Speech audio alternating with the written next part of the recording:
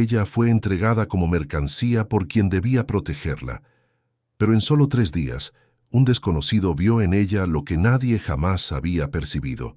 No olvides suscribirte a este canal si te gustan historias como esta. Publicamos contenido todos los días. Continuamos. El calor de Cartagena parecía agotar la vida de todo a su alrededor. En el barrio del Manglar, las casas de madera y mampostería se apiñaban como dientes torcidos en una boca herida, y el olor a alcantarillado a cielo abierto se mezclaba con el aroma nauseabundo de la marea baja que venía del manglar cercano. Era allí, en aquel pedazo olvidado del mundo, donde Laura había crecido creyendo ser menos de lo que era. Desde pequeña, sus padres la forzaron a cojear.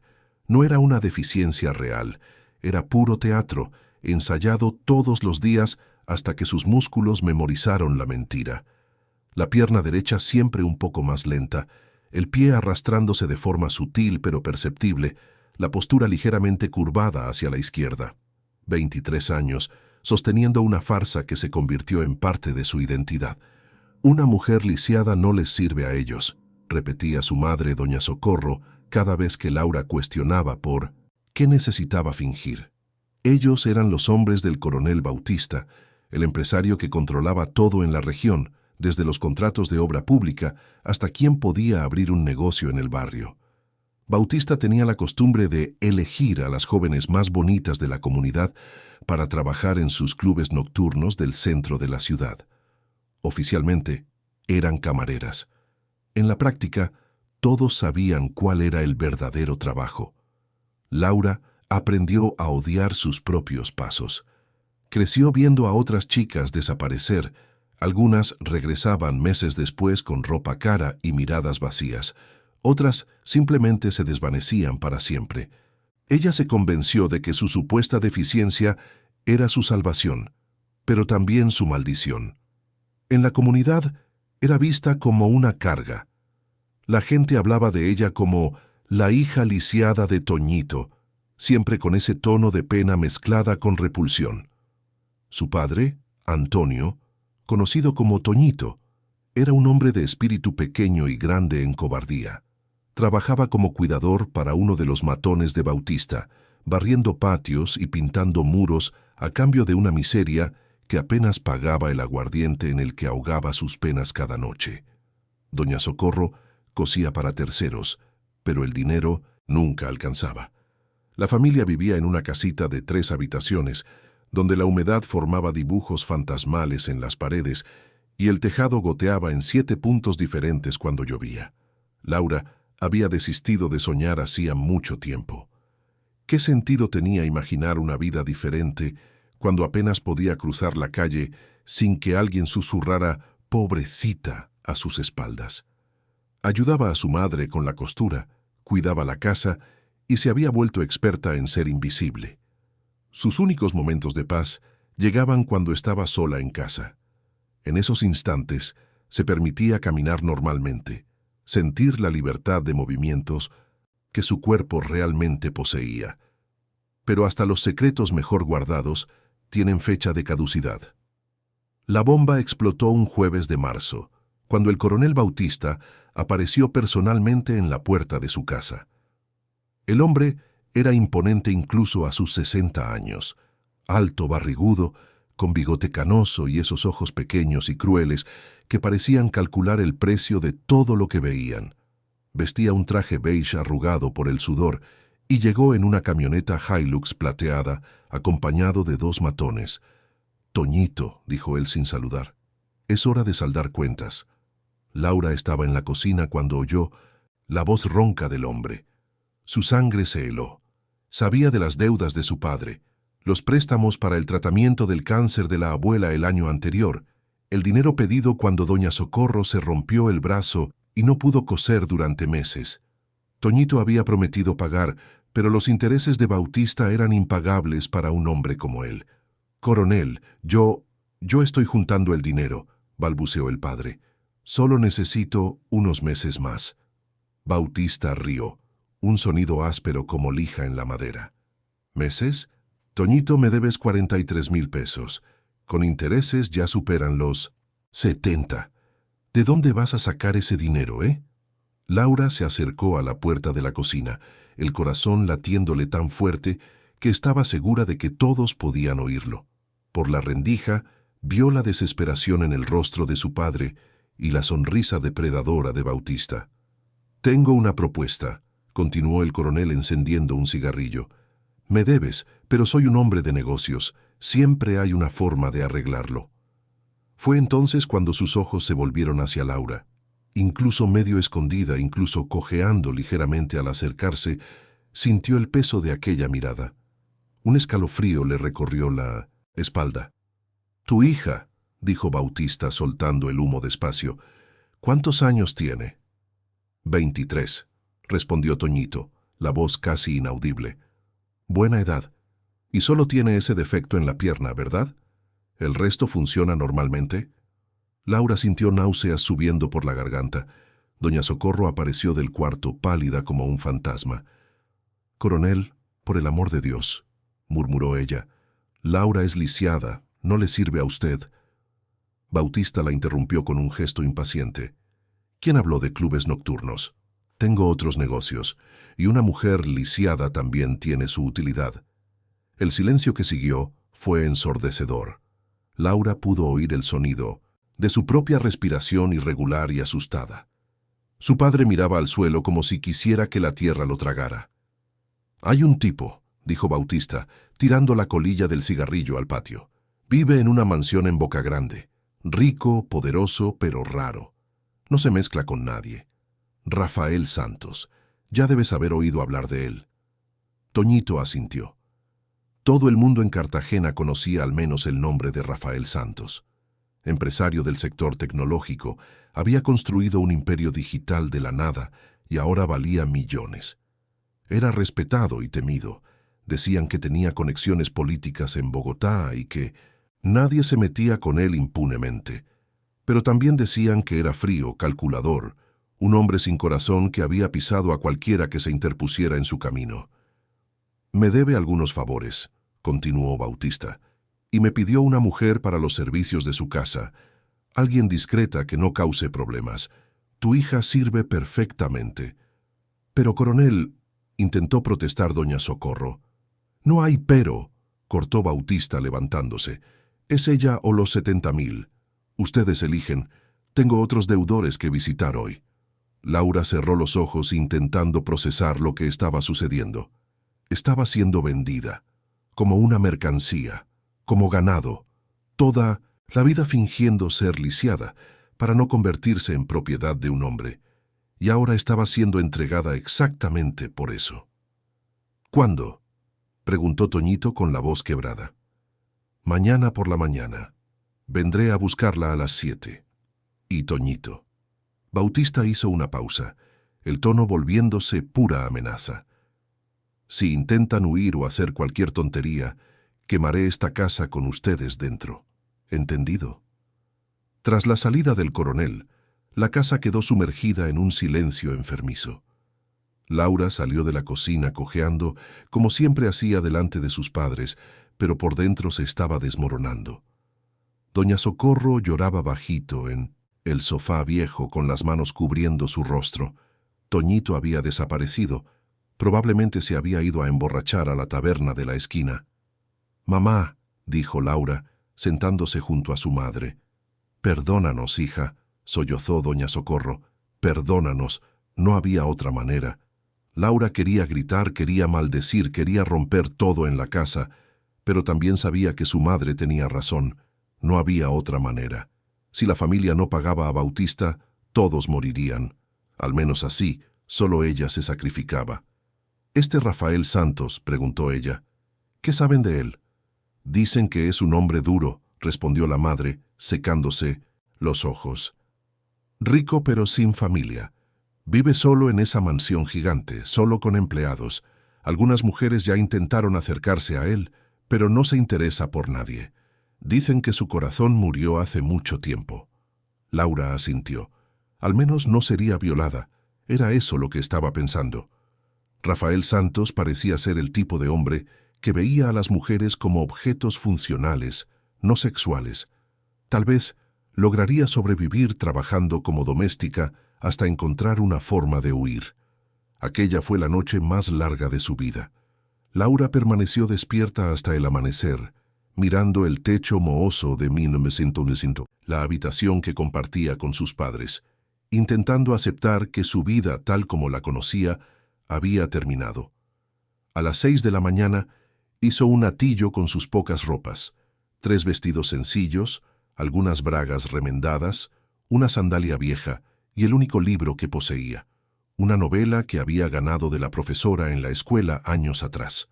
Bautista llegó puntualmente a las 7, esta vez en una camioneta negra. Laura se despidió de su madre rápidamente. No podía mirarla a los ojos sin sentir rabia. Su padre no estaba en casa. Mejor así. Durante el trayecto hasta Boca Grande, Bautista habló poco. Solo le instruyó que fuera obediente, discreta y que no creara problemas. Rafael Santos no es un hombre de paciencia, advirtió. Si se cansa de ti, volverás directamente a los clubes nocturnos, y ahí tu problema será conmigo. La mansión de Rafael Santos era exactamente lo que Laura esperaba. Imponente, moderna, rodeada de muros altos y un jardín impecable. El portón eléctrico se abrió automáticamente cuando Bautista se identificó en el interfono. Se detuvieron frente a una escalinata de mármol que conducía a la entrada principal. «Baja de la camioneta», ordenó Bautista. «Y recuerda lo que te dije». Laura bajó con su atillo, el corazón acelerado. La puerta de la casa se abrió y ella vio por primera vez al hombre que sería su nuevo dueño. Rafael Santos era más alto de lo que imaginaba. Debía tener unos 35 años, cabello negro peinado hacia atrás, barba bien cuidada y ojos oscuros que parecían ver a través de las personas. Vestía una camisa de vestir blanca y pantalones vaqueros oscuros. Era guapo, tuvo que admitirlo, pero había algo frío en su expresión. «Coronel», saludó Rafael bajando los escalones. Su voz era grave, controlada. «Rafael, mi amigo, te traje a la muchacha que pediste». «Laura, hija de Toñito». Bautista empujó a Laura hacia adelante. «Es trabajadora, obediente, y como puedes ver, tiene un problemita en la pierna, así que no dará problemas». Rafael miró a Laura con atención, sus ojos recorriendo su rostro, luego bajando a la pierna que ella mantenía ligeramente suspendida. Se sintió como un animal siendo evaluado para la compra. «¿Quieres quedarte aquí?», preguntó Rafael de repente, mirándola directamente a los ojos. La pregunta la tomó completamente desprevenida. Nadie jamás le había preguntado lo que ella quería. Laura miró a Bautista, que frunció el ceño irritado. Luego miró a Rafael intentando descifrar si era una trampa. Yo no tengo elección», respondió ella, la voz saliendo más firme de lo que esperaba. «Todos tienen elección», dijo Rafael. «La pregunta es si están dispuestos a vivir con las consecuencias. ¿Quieres quedarte?». Laura pensó en su padre cobarde, en la madre que la entregó, en la casa que goteaba y olía a moho. Pensó en Bautista y sus amenazas, luego miró la mansión detrás de Rafael, limpia y silenciosa. «Quiero», dijo ella. Rafael asintió y se giró hacia Bautista. «La deuda de Toñito está saldada. Y, coronel», su voz adquirió un tono de advertencia, «si aparece aquí de nuevo sin ser invitado, se arrepentirá». Bautista forzó una sonrisa, claramente incómodo, pero no se atrevió a cuestionar. Subió a la camioneta y se fue sin despedirse. Laura se quedó sola con Rafael en la entrada de la mansión, su atillo en la mano, sin saber qué hacer o decir. Él la observó por unos segundos antes de hablar. «Bienvenida a tu nueva vida, Laura. Vamos a conversar adentro». La mansión por dentro era aún más impresionante de lo que Laura había imaginado. Pisos de mármol reluciente, muebles caros pero con diseño simple y elegante, ventanas enormes que daban vista al mar. Todo impecablemente limpio y organizado, como sacado de una revista de decoración. El silencio del lugar contrastaba brutalmente con el ruido constante del barrio donde había crecido. Rafael la condujo hasta una sala de estar amplia, con sofás de cuero beige y una mesa de centro de cristal. Él se sentó en un sillón y le hizo un gesto para que se acomodara en el sofá frente a él. Laura obedeció, colocando el hatillo en el suelo junto a sus pies e intentando mantener la postura encorvada que siempre sostenía. «¿Café?», ofreció él. «Por favor», respondió ella, sorprendida por la cortesía. Esperaba órdenes, no ofertas. Rafael se levantó y fue hasta la cocina americana integrada a la sala. Laura aprovechó para observar mejor el ambiente. Había pocos objetos personales, algunas fotografías en portarretratos sobre un aparador, todas mostrando paisajes o edificios, ningún rostro humano. Estanterías con libros técnicos, algunas novelas clásicas, un ordenador de última generación sobre un escritorio de madera oscura. Todo hablaba de un hombre exitoso, pero solitario. «¿Azúcar?», preguntó Rafael desde la cocina. «Un poquito», dijo ella. Él regresó con 2 tazas. En una bandeja, le entregó una a ella y se sentó nuevamente. Laura aceptó el café inhalando el aroma rico. Era mucho mejor que el polvo barato que tomaba en casa. «Voy a explicar cómo funcionan las cosas aquí», comenzó Rafael, su voz siempre controlada y directa. «Esta es mi casa, pero durante la semana paso la mayor parte del tiempo en la oficina en Cartagena. Salgo a las 7 de la mañana, regreso normalmente después de las 7 de la noche. Los fines de semana suelo quedarme por aquí». Laura asintió bebiendo el café. «Tengo una limpiadora que viene 3 veces por semana, martes, jueves y sábado. Ella se encarga de la limpieza pesada, una jardinera que viene los lunes. Y ahora tú». «¿Qué quiere que haga?», preguntó ella. «Rafael, llámame Rafael», corrigió él. «En cuanto al trabajo, cocinar, básicamente. Preparar las comidas, cuidar la ropa, organizar la casa en los intervalos. Nada muy complicado. ¿Sabes cocinar?». «Sí, siempre he cocinado para mi familia». «Excelente. Te mostraré dónde te vas a quedar». Rafael la condujo por un pasillo que llevaba a las habitaciones. Abrió la puerta de la última habitación y Laura tuvo que contener un suspiro. Era una habitación pequeña pero cómoda, con una cama individual con colchón nuevo, un armario de madera clara, una mesita con silla y una ventana que daba vista al jardín. Tenía incluso un baño privado con ducha eléctrica. «¿Es mío?», preguntó ella incrédula. «Es tuyo», confirmó Rafael. «Puedes acomodarte. Cuando estés lista, te muestro el resto de la casa». Laura entró en la habitación y colocó el hatillo sobre la cama. Por primera vez en años, tendría privacidad. Un espacio que era solo suyo. Se sentó en la cama y probó el colchón. Era firme, ni demasiado duro ni demasiado blando. Perfecto. «Laura». La voz de Rafael la hizo levantarse rápidamente. Él estaba parado en la puerta observándola. «Una regla importante. Estás segura aquí. Nadie te va a lastimar. Nadie te va a forzar a nada. ¿Entendido?». Ella asintió, sin entender completamente por qué él creía necesario decir eso. «Y si necesitas algo, o si te sientes incómoda con cualquier situación, dímelo, no te lo guardes». «Gracias», murmuró ella. Rafael asintió y salió, cerrando la puerta tras de sí. Laura se quedó sola, procesando todo lo que estaba sucediendo. En menos de 24 horas, su vida había cambiado completamente. Estaba en una mansión, con una habitación propia, siendo tratada con respeto por un hombre que apenas conocía. Era demasiado bueno para ser verdad. Desempacó sus pocas ropas y las colocó en el armario, que parecía gigantesco comparado con el que tenía en casa. Tomó un baño prolongado, dejando que el agua caliente relajara músculos que ni sabía que estaban tensos. El baño tenía productos caros: champú, acondicionador, jabón líquido que olía a lavanda. Cuando salió, Rafael había dejado una bolsa en la cama. Dentro había ropa nueva, 2 pantalones vaqueros sencillos, 3 blusas básicas pero de buena calidad, un vestido azul marino y sandalias nuevas. Todo en la talla correcta.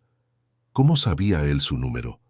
Se puso una de las blusas nuevas y los pantalones vaqueros, admirándose en el pequeño espejo del armario.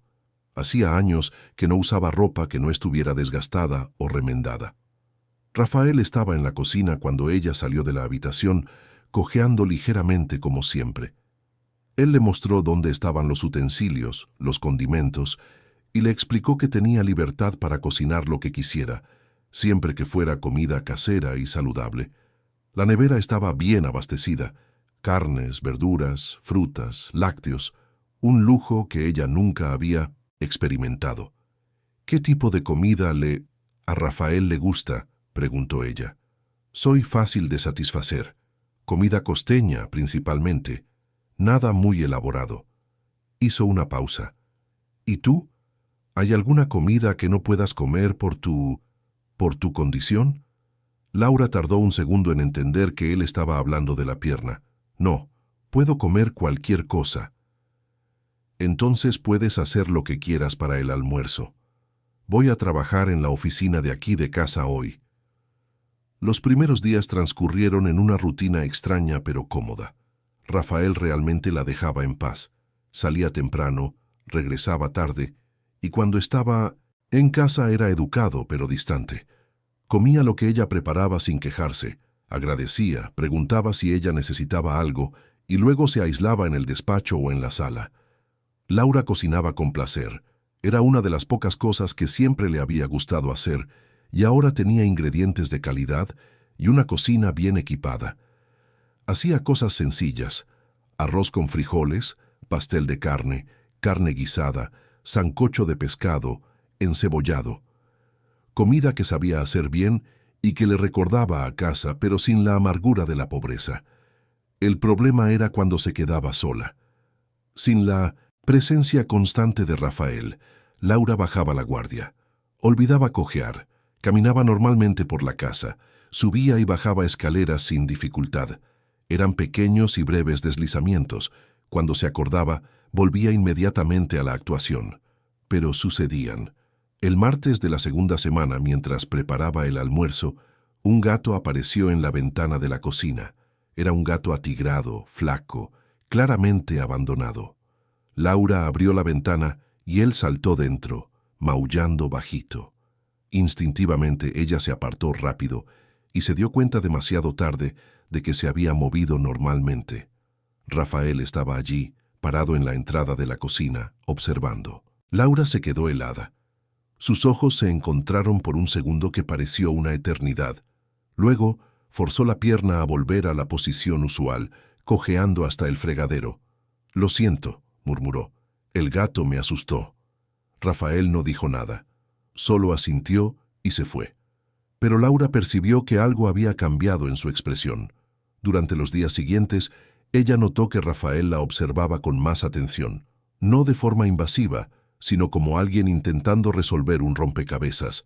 Él llegaba a casa a horas diferentes, a veces más temprano, a veces se quedaba trabajando en la mansión en lugar de ir a la oficina. Y siempre parecía estar prestando atención a sus movimientos. El jueves, Laura estaba tendiendo ropa en el tendedero del patio cuando vio una serpiente pequeñita, inofensiva, pero que la hizo saltar del susto. Literalmente saltar, con los dos pies, en un movimiento ágil y rápido que ninguna persona con problemas en la pierna conseguiría hacer. Cuando se giró, Rafael estaba en el porche, una taza de café en la mano, observándola. Esta vez no disimuló. Se quedó allí, mirándola directamente, como si estuviera tomando una decisión. Laura sintió que la sangre se le escapaba del rostro. Cojeó hasta donde él estaba, intentando pensar en una excusa. «Usted, Rafael, yo...» «Termina de tender la ropa», dijo él con calma. «Después vamos a conversar». El resto de la tarde transcurrió en una tensión horrible. Laura no conseguía concentrarse en nada. Tiraba objetos, quemó el arroz de la cena. Rafael cenó en silencio, pero ella percibió que apenas tocó la comida. Cuando terminó, él se levantó y dijo: «Mañana es viernes. No iré a la oficina. Quiero que prepares un desayuno abundante. Vamos a tener una conversación larga». Laura apenas pudo dormir aquella noche. Se quedó imaginando escenarios. Rafael descubriendo la mentira y expulsándola, llamando a Bautista, entregándola a la policía por fraude. O peor, quizás él se enfurecería por haber sido engañado y le haría algo terrible. A la mañana siguiente, Preparó un desayuno esmerado: pan francés calentito, queso costeño a la plancha, huevos revueltos, frutas, zumo de naranja natural, café recién hecho. Arregló todo en una mesa en el porche que daba vista al mar, como a Rafael le gustaba. Él apareció a las 8 en punto, vistiendo bermudas y camiseta, la primera vez que ella lo veía con ropa casual. Se sentó a la mesa y comenzó a comer despacio, como si tuviera todo el tiempo del mundo. Laura se quedó de pie a un lado, nerviosa, esperando que él hablara. «Siéntate», dijo Rafael, indicando la silla frente a él. «Pero yo...» «Siéntate», repitió con firmeza. Laura obedeció cojeando hasta la silla. Rafael siguió comiendo por unos minutos más, masticando pensativamente, mirando el mar. Finalmente, colocó los cubiertos en el plato y se recostó en la silla. «El teatro terminó», dijo él, la voz calma pero firme. El estómago de Laura se encogió. «No entiendo...» «Sí entiendes. No eres lisiada, Laura. Nunca lo fuiste. Lo sé desde hace una semana». Ella abrió la boca para negar, pero Rafael levantó la mano interrumpiéndola. «Te vi saltando por la serpiente. Te vi caminando normalmente varias veces cuando pensabas que yo no estaba mirando. Te vi subiendo la escalera sin apoyarte en la barandilla. Te vi alcanzando objetos en lo alto de la estantería. Te vi moviéndote con agilidad y equilibrio perfectos». Hizo una pausa. «Así que vamos a terminar con la mentira. Aquí, conmigo, no necesitas fingir ser lo que no eres». Laura sintió lágrimas quemándole los ojos. Fue atrapada, descubierta, y ahora no sabía qué decir o hacer. «¿Por qué?», preguntó Rafael. «¿Por qué finges ser lisiada?» «Para protegerme», susurró ella. «¿De qué?». Y entonces todo salió. 23 años de mentira, de vergüenza, de dolor guardado. Laura contó sobre Bautista y las muchachas que desaparecían, sobre los padres que la forzaron a fingir una discapacidad para protegerla de la cosecha anual, sobre crecer siendo vista como una carga, sobre ser tratada como mercancía y entregada al primer hombre que la quisiera. «Mis padres me vendieron», sollozó ella, «no porque me amaran y quisieran protegerme. Me vendieron porque yo era un problema, un peso del que querían librarse. Y me quedé aquí fingiendo ser lisiada porque tengo miedo. Miedo de que si descubres que puedo andar normalmente, me echarás o me entregarás a Bautista o...». Sus palabras fueron interrumpidas por un llanto descontrolado. Años de humillación, de sentirse inferior, de creer que no tenía valor. Todo salió a la superficie de una sola vez. Rafael permaneció en silencio por un largo tiempo, observándola llorar. Cuando ella finalmente se calmó, él se inclinó hacia adelante y habló, la voz más suave de lo que ella jamás había oído. «Escucha bien lo que voy a decirte, Laura. Rota, no estás tú. Roto está el mundo que te hizo creer que no tenías valor». Ella levantó los ojos, sorprendida. «¿Estás segura aquí?», continuó él. «No te entregaré a nadie, no te echaré, no te haré daño, pero tampoco permitiré que sigas fingiendo ser algo que no eres. A partir de ahora quiero que camines normalmente, quiero que seas tú misma». «No sé si recuerdo cómo», admitió ella, secándose las lágrimas. Rafael se levantó y le tendió la mano. «Entonces vamos a reaprender juntos». Laura miró la mano extendida, luego el rostro de él. No había pena allí, ni asco, ni desprecio. Había algo que ella no podía identificar bien, pero que la hacía sentir segura. Vacilante, aceptó la mano de él y se levantó, olvidándose completamente de cojear. Rafael sonrió, la primera sonrisa verdadera que ella había visto en su rostro. «Ahora camina hasta el borde del porche», dijo él. Laura dio algunos pasos, luego se detuvo, confusa. «¿Así?» «Así, sin fingir, sin esconder, solo camina». Ella caminó hasta el borde del porche, sus movimientos naturales y fluidos. Cuando se giró para mirarlo, Rafael estaba sonriendo nuevamente. «Hermosa», dijo él simplemente. «Eres hermosa cuando eres tú misma». Y por Primera vez en 23 años. Laura creyó. En la última ventanilla del autobús, ella observaba cómo el camino de tierra se estrechaba a medida que subían la sierra. Sus manos temblaban en el regazo, no por el frío de la mañana de junio, sino por la certeza de que nunca más volvería a casa.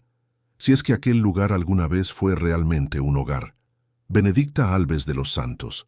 Bendita, como todos la conocían, llevaba en el cuerpo una mentira que duraba 22 años. La pierna izquierda, que cojeaba desde niña, no tenía deficiencia alguna. Había sido entrenada por sus padres para fingir día tras día que no conseguía apoyar el peso del cuerpo correctamente. Una mujer rota no les sirve a ellos, repetía su padre cada vez que ella cuestionaba por qué necesitaba continuar con aquella farsa. Ellos eran los hombres poderosos de la región, hacendados, políticos, empresarios que bajaban de sus camionetas importadas en el centro de Santa Fe de Antioquia, interior de Antioquia, siempre en busca de diversión. Y diversión, en aquel fin del mundo, significaba muchachas jóvenes y bonitas para sus caprichos.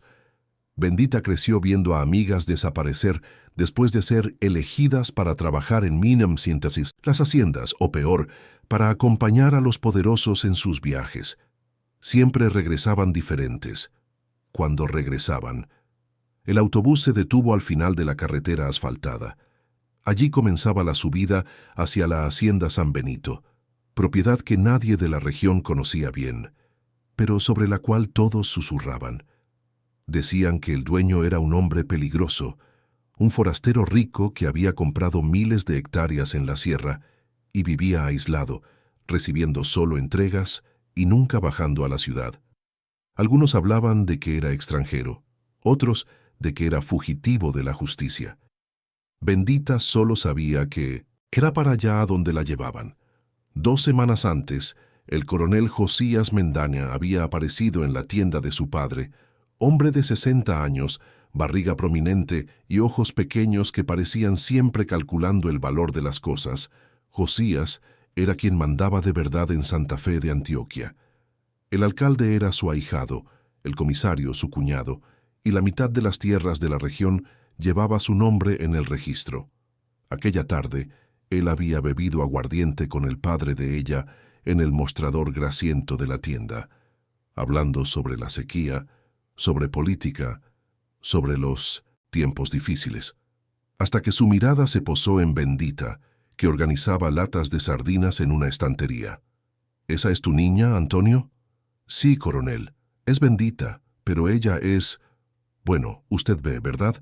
Nació con un problema en la pierna. Josías la estudió de arriba abajo, y Bendita sintió la piel erizarse. Forzó la cojera para que fuera más aparente, fingiendo tropezar mientras cargaba una caja.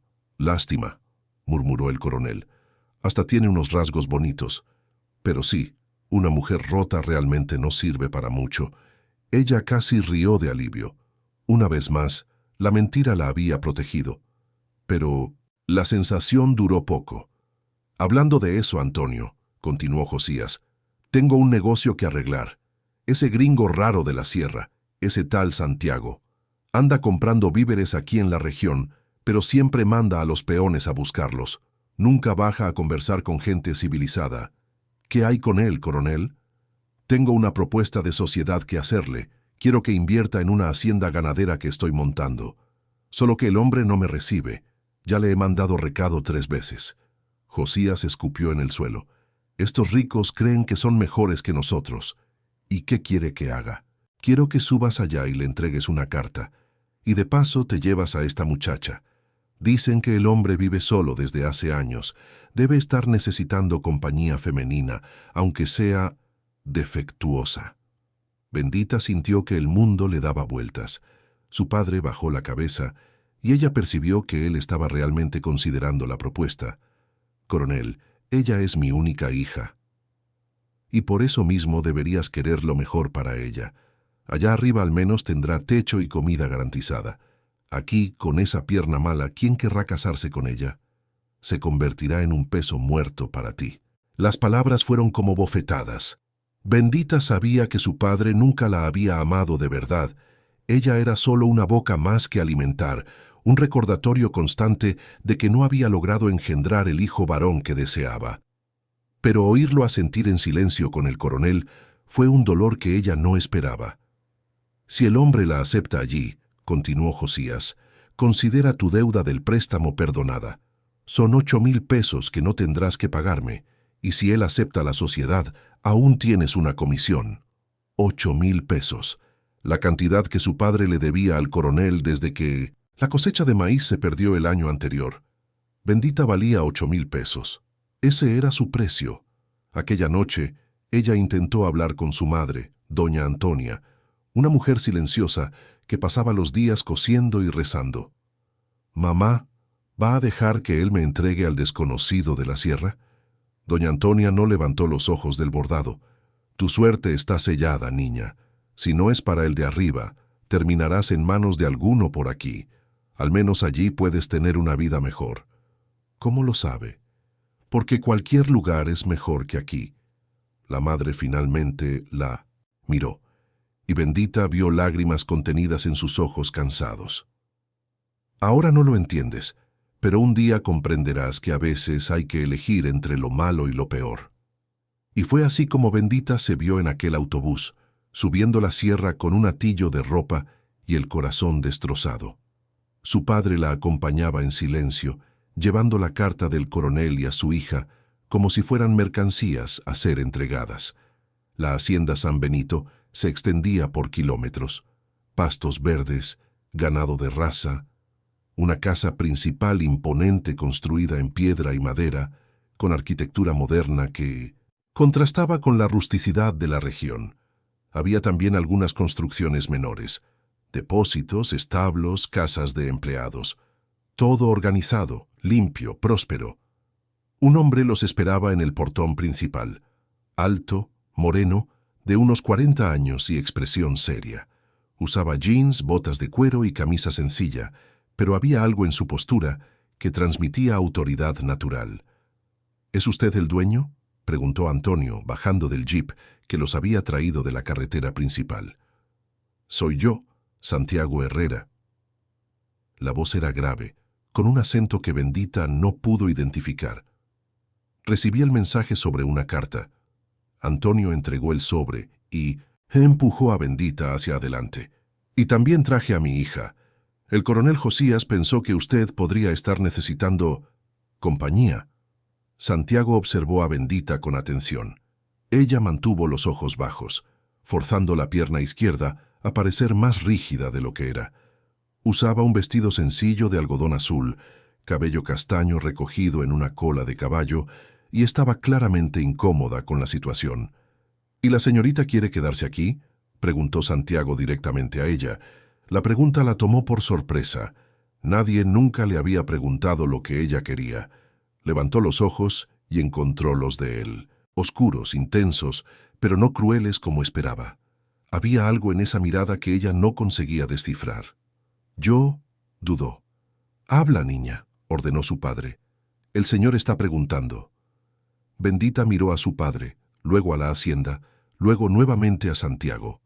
Sabía que si regresaba a casa sería solo cuestión de tiempo hasta ser entregada a otro hombre. Al menos allí... «Quiero», murmuró. Santiago asintió. «Entonces puedes quedarte». Se volvió hacia Antonio. «Dile al coronel Josías que no tengo interés en sociedades. Y puedes irte. Ahora». La frialdad en la voz era inconfundible. Antonio tragó saliva. Dio algunas recomendaciones rápidas a su hija sobre ser obediente y no dar problemas, y partió sin siquiera despedirse adecuadamente. Bendita lo vio bajar la sierra y sintió que una puerta se cerraba para siempre en su vida. «Ven», dijo Santiago, «te mostraré dónde te vas a quedar». Ella lo siguió, cojeando exageradamente hasta una de las casas más pequeñas cerca de la sede principal.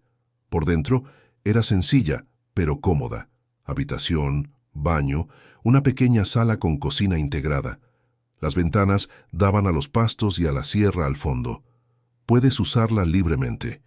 Hay comida en la nevera, productos de higiene en el baño. Si necesitas algo, solo avisa. «¿Y qué ¿Qué espera usted de mí? Santiago la estudió nuevamente, y Bendita sintió que aquellos ojos veían más de lo que a ella le gustaría. Por ahora, nada. Descansa. Mañana conversamos mejor. Él salió cerrando la puerta tras de sí, y por primera vez en semanas Bendita pudo respirar. Estaba sola, verdaderamente sola, sin nadie vigilando cada uno de sus movimientos. Sin pensarlo dos veces, caminó normalmente hasta la ventana para observar el paisaje. Sus pasos eran firmes, seguros, sin ningún rastro de la cojera que había fingido toda su vida. Fue entonces cuando percibió una sombra moviéndose del lado de afuera. Santiago estaba parado cerca de la ventana lateral, desde donde podía verla perfectamente, y había presenciado todo. Sus miradas se encontraron a través del cristal, y Bendita sintió que la sangre se le helaba. Él había descubierto la mentira en menos de una hora.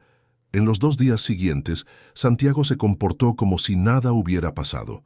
Aparecía en las comidas, siempre educado, nunca invasivo, preguntaba si ella estaba necesitando algo, si estaba cómoda, si la comida estaba buena. Bendita respondía monosilábicamente, sin conseguir relajarse. Sabía que él sabía. Era solo cuestión de tiempo. Durante el día, mientras él trabajaba en la propiedad, ella exploraba cautelosamente los alrededores de la casa. Cuando tenía la certeza de que estaba sola, caminaba normalmente. Cuando oía ruidos, volvía rápidamente a la actuación. Era agotador mantener la farsa, pero no sabía cómo parar. En la mañana del tercer día, Santiago apareció más temprano de lo usual. Bendita estaba en la cocina, preparando café, cuando oyó los pasos de él acercándose. Rápidamente, forzó la pierna a endurecerse y fingió dificultad para alcanzar una taza en la estantería alta. El teatro terminó. La voz de él, calma, pero firme, la hizo congelarse. Ella se giró lentamente, aún sosteniendo la taza. ¿Cómo? ¿Me oíste? Te vi caminando normalmente ayer y anteayer. No hay nada malo con tu pierna. Bendita sintió las piernas, ambas, flaquear. La taza se le escurrió de las manos y se hizo pedazos en el suelo. Ella se agachó para recoger los trozos, pero Santiago fue más rápido. Déjalo, yo lo recojo. Él juntó los pedazos con cuidado, luego se levantó y la encaró. ¿Por qué la farsa? Ella no conseguía hablar. 22 años de mentira desmoronándose en segundos. 22 años de protección derrumbándose. Sí, él la expulsaba de allí. ¿A dónde iría? No voy a lastimarte, dijo Santiago percibiendo el pánico en sus ojos. Ni voy a entregarte de vuelta, pero quiero entender. La gentileza en su voz fue su perdición. Bendita se desmoronó. Las lágrimas vinieron todas de una vez, junto con palabras atropelladas, confesiones desesperadas.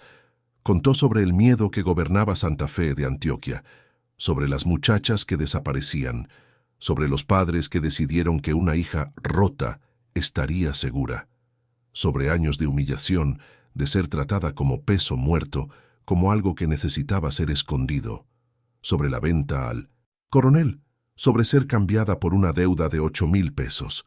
No fui entregada aquí por amor, sollozó. Fue para librarse de mí. Mi padre siempre tuvo vergüenza de mí.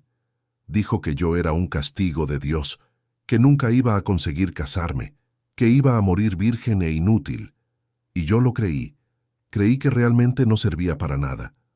Santiago la escuchó en silencio. Cuando ella terminó, él se acercó despacio y le ofreció un pañuelo limpio. «Roto no estás tú», dijo, la voz áspera de rabia contenida. «Roto es el sistema que te hizo creer que no tenías valor. Rotos son los hombres que transformaron a las mujeres en mercancía, y muy roto es el padre que vendió a su propia hija». Ella lo encaró a través de las lágrimas. En sus ojos no había asco ni desprecio. Había indignación, no con ella, sino por ella. «Estás segura aquí. El coronel Josías y los hombres como él no se acercan a mi propiedad. Pero necesito que dejes la mentira. Aquí no necesitas fingir ser menos de lo que eres. ¿Y si no puedo? Fueron tantos años. Entonces yo te enseño. A partir de aquel día, Santiago se convirtió en su profesor. Todos los días después del trabajo, él la llevaba a caminar por los pastos. Al principio, sus pasos eran vacilantes, inseguros. El cuerpo se había acostumbrado a la farsa y era preciso reaprender la verdad. Levanta la barbilla, orientaba. No tienes ningún motivo para esconderte. Distribuye el peso en ambas piernas. Son ellas las que te sostienen, no la opinión de los demás. Para. Respira. Eres fuerte. Siempre lo fuiste. Eran ejercicios sencillos, pero para Bendita representaban una revolución. Cada paso firme era una pequeña victoria contra años de sumisión. Y Santiago era paciente, firme, sin ser rudo, alentador sin ser condescendiente. Entre una caminata y otra, ellos conversaban. Él contó que había nacido en Santiago de Chile, hijo de una familia de empresarios que perdió todo en una crisis económica cuando él tenía 20 años. Vino a Colombia aún joven, trabajó como peón, juntó dinero, invirtió en tierra. Construyó un pequeño imperio en la agroindustria, pero siempre mantuvo distancia de la alta sociedad. ¿Por qué?, preguntó Bendita. Porque el poder corrompe, y el poder sin carácter destruye todo a su alrededor. Era una indirecta clara a hombres como el coronel Josías. Bendita comenzó a entender por qué Santiago vivía aislado. Él había elegido la soledad para no convertirse en aquellos que despreciaba. ¿Y nunca quisiste formar una familia? Santiago dudó antes de responder. Ya lo intenté, no funcionó. Había dolor en esa respuesta, pero Bendita no insistió. Cada uno tenía sus cicatrices. Las semanas pasaron y poco a poco la confianza de Bendita creció. Aprendió a caminar normalmente, a mirarse en el espejo sin vergüenza, a ocupar espacios sin pedir disculpas. Ayudaba en la administración de la hacienda, organizaba papeles, controlaba existencias, descubrió que tenía facilidad con los números y la planificación, y descubrió también que se estaba enamorando. Era imposible no notar la fuerza silenciosa de Santiago, la forma respetuosa como trataba a los empleados, la paciencia infinita que tenía con ella. Era imposible no reparar en los músculos definidos cuando él trabajaba sin camisa en el calor de la tarde, o en la forma en que sus ojos se oscurecían cuando la encontraba por la mañana. La tensión sexual entre ellos crecía cada día. Un toque accidental, cuando él le ajustaba la postura durante las caminatas. La mirada que se demoraba cuando creían que el otro no estaba viendo. La proximidad forzada cuando trabajaban juntos en la oficina. Una noche, después de 2 horas organizando documentos lado a lado, la tensión se volvió insoportable. Bendita se levantó para buscar agua y tropezó. Esta vez, de verdad. Santiago la sostuvo por la cintura, impidiendo la caída, y por un momento se quedaron allí, pegados, respiraciones aceleradas, ojos en los ojos. Bendita. La voz de él salió ronca. Lo sé, murmuró ella. Yo también lo estoy sintiendo. Él se apartó abruptamente. No está bien. ¿Por qué? Porque aún te estás descubriendo. Porque viniste a parar aquí contra tu voluntad. Porque yo soy 10 años mayor. Porque yo puedo elegir. Ella lo interrumpió, sorprendiéndolo con la firmeza en la voz. Por primera vez en la vida, yo puedo elegir. Y yo te elijo a ti.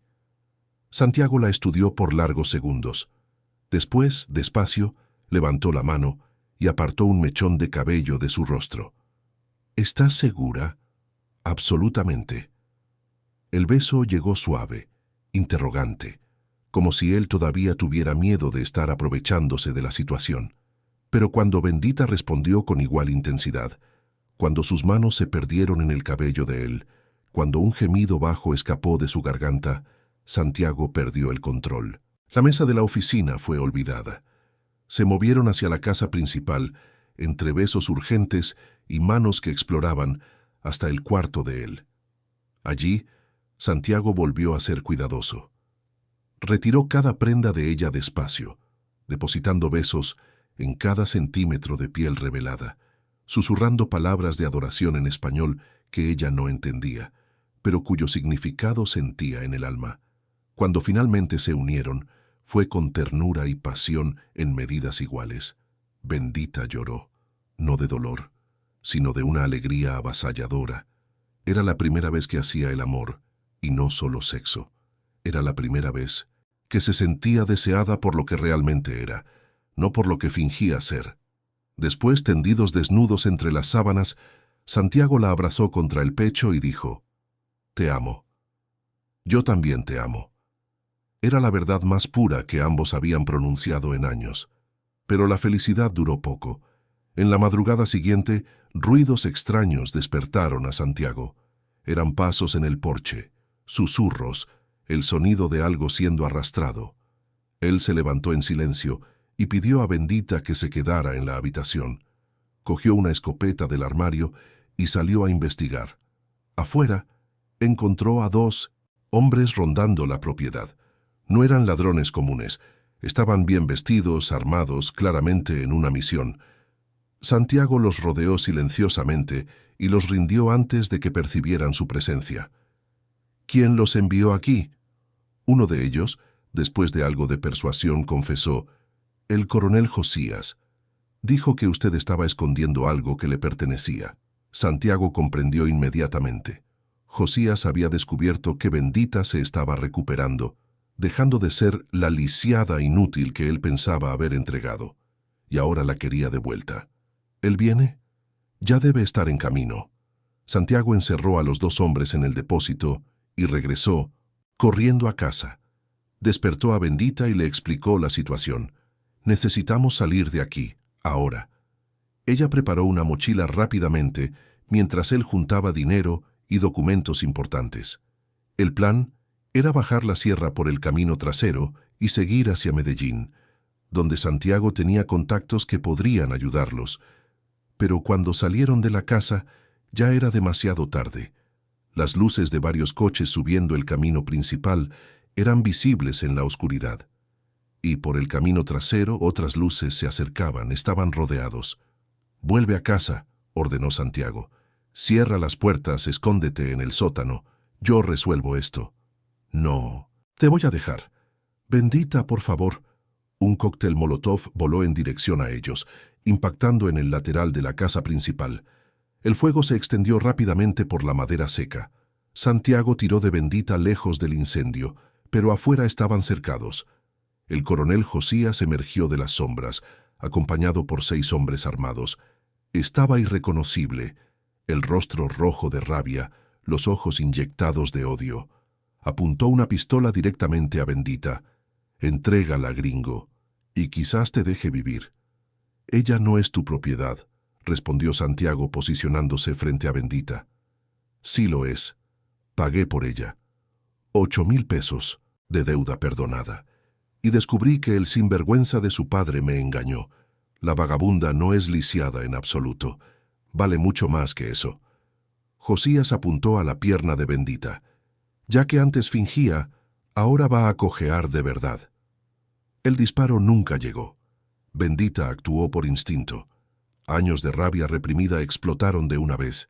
Cogió la lámpara de queroseno que estaba en el suelo y la arrojó en dirección al coronel. La explosión iluminó la noche y desequilibró a sus hombres. Santiago aprovechó la confusión para atacar. No era un hombre violento por naturaleza, pero había aprendido a defenderse en las calles de Santiago de Chile cuando era joven, y estaba luchando por la mujer que amaba. La pelea fue brutal y rápida. Josías, acostumbrado a que sus matones hicieran el trabajo sucio, no esperaba resistencia real. Cuando se vio solo, con sus hombres noqueados o huyendo, intentó una última jugada. Apuntó el arma a su propia cabeza. «Si yo no puedo tenerla, nadie puede». Pero Bendita ya no era la niña asustada que había llegado allí meses antes.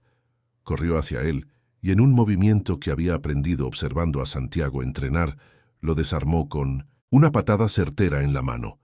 El arma voló lejos.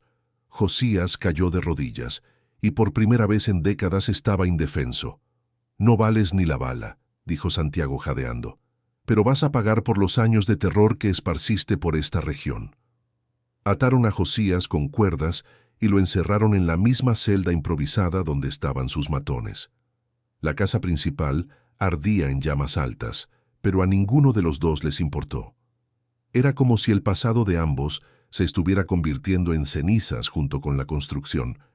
¿Y ahora?, preguntó Bendita. Ahora vamos a la ciudad y entregamos esta basura a la Policía Federal.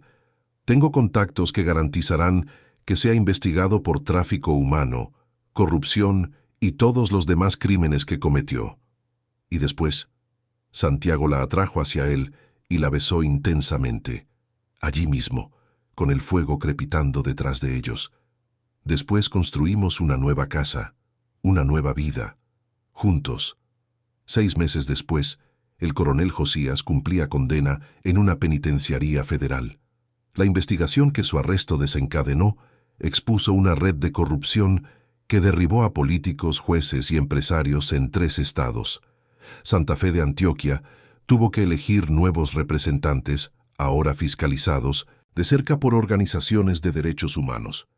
Bendita y Santiago se casaron en una ceremonia sencilla, solo con los empleados de la hacienda como testigos. La nueva casa, construida en el mismo lugar donde la antigua había ardido, era más pequeña, más acogedora, con ventanas grandes que permitían ver la sierra en toda su extensión. Bendita descubrió que tenía talento para la administración rural y asumió oficialmente la gerencia de la hacienda. Santiago le enseñaba sobre inversiones, mercado de materias primas, planificación estratégica. Ella absorbía todo con el hambre de quien había sido impedida de aprender por años. Doña Antonia, su madre, apareció en la hacienda algunas semanas después de la boda. Pidió perdón por las omisiones, explicó que también era víctima del sistema. Lloró al ver a su hija firme y feliz. Bendita ofreció perdón, pero con límites. Su madre podía visitarla, pero nunca más aceptaría que tomaran decisiones sobre su vida. Antonio, el padre, nunca buscó a su hija. Murió algunos meses después, solo, carcomido por la bebida y el remordimiento. «No siento pena», dijo Bendita cuando supieron la noticia. «Siento pena del hombre que podría haber sido, pero eligió no ser». Santiago la abrazó. Él entendía. También había cortado relaciones con familiares que priorizaron el dinero por encima de la dignidad. En la víspera del primer aniversario de boda, Bendita descubrió que estaba embarazada. Gemelos. Niño y niña, confirmó el médico durante la ecografía. Santiago lloró. Bendita también. No de tristeza, sino de una alegría tan intensa que dolía. «¿Cómo los llamaremos?» «Esperanza», dijo Santiago, mirando la imagen de la niña en el monitor. «Y Benicio», en homenaje a la abuela que él nunca conoció. «Esperanza y Benicio». Bendita sonrió. «Perfecto». Los gemelos nacieron una mañana de sol de diciembre, rodeados de amor y expectativa. Esperanza tenía los ojos oscuros de su padre y una fuerza evidente incluso en los movimientos de recién nacida. Benicio había heredado la sonrisa de su madre y la terquedad de ambos padres. Criando a sus hijos en la hacienda, lejos del caos urbano, Bendita y Santiago construyeron algo que ninguno de los dos había conocido en la infancia: una familia basada en amor, respeto y verdad. Los niños crecieron sabiendo que eran deseados, valorados, libres para ser quienes realmente eran. «Nunca», dijo Bendita una noche, observando a sus hijos dormir, «nunca voy a dejar que alguien les haga creer que valen menos de lo que valen». «Nunca», confirmó Santiago besando su frente, «y si alguien lo intenta, ambos estaremos aquí para impedirlo». Años después, cuando los gemelos ya eran adolescentes cuestionadores e inteligentes, Esperanza le preguntó a su madre: «¿Es verdad que fingías ser lisiada cuando eras joven?» Bendita no escondió la verdad. Contó toda la historia: el miedo, la protección desesperada de sus padres, la venta, el encuentro con Santiago, la liberación. Explicó cómo una mentira que debería protegerla casi la destruyó, y cómo encontrar a alguien que valorara su verdad cambió todo. «¿Y te arrepientes de algo?» Bendita miró por la ventana de la cocina, donde Santiago enseñaba a Benicio a arreglar un tractor. Miró la hacienda próspera, las fotografías en la pared que mostraban una familia feliz, la vida que construyeron ladrillo a ladrillo. Me arrepiento de no haber descubierto mi valor antes, pero no me arrepiento del camino, porque me trajo hasta aquí, hasta ustedes. Esperanza sonrió. Era una niña determinada, que ya hablaba de estudiar derecho para defender a otras mujeres en situación de vulnerabilidad.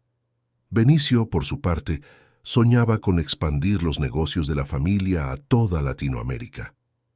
«Ustedes van a cambiar el mundo», dijo Bendita. «Estoy segura. Como ustedes y papá lo cambiaron». «No, hija, mucho mejor que eso, porque ustedes están empezando desde donde nosotros tardamos años en llegar». Aquella noche, Bendita y Santiago caminaron por los pastos como lo hacían todas las semanas desde que ella reaprendió a andar bien. 16 años después, aún sentían mariposas en el estómago cuando se miraban, aún dormían abrazados, aún descubrían cosas nuevas el uno en el otro. «¿Algún arrepentimiento?», preguntó Santiago, haciendo eco de la conversación que ella había tenido con su hija. «Ninguno. ¿Y tú?». «Solo de no haber comprado aquella hacienda en 1907, Antioquia 10 años antes. Así nos habríamos encontrado más pronto». Bendita rió. «¿Crees que yo estaba lista 10 años antes?». «No, pero yo estaría esperando». Se detuvieron en una colina desde donde se veía toda la propiedad, la casa iluminada, los establos organizados, las cercas bien cuidadas, el ganado pastando tranquilamente. Era un imperio construido con trabajo honesto y amor verdadero. «¿Sabes qué es lo que más amo de nuestra historia?», dijo Bendita. «¿Qué?». «Es que no fue amor a primera vista. No fue destino o cuento de hadas. Fue elección.